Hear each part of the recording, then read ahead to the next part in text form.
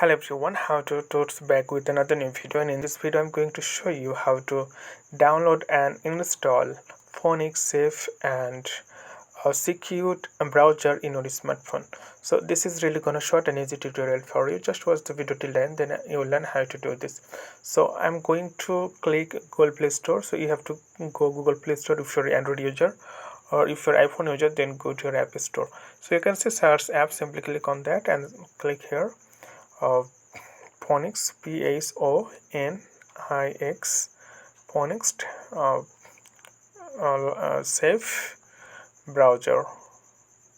So safe and fast and safe browser. So simply click on that, and you can see the first option. It's really amazing app. You can see 4.1 rating out of 5, and 4 million plus already write something about this app.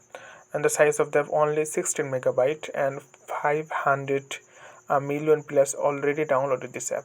And the app is really secured and data saving. You can download any videos or you can save anything. So here are some option screenshot you can see if you want. You can see really, and you can also block ad, and you can use uh, private mode, incognito mode.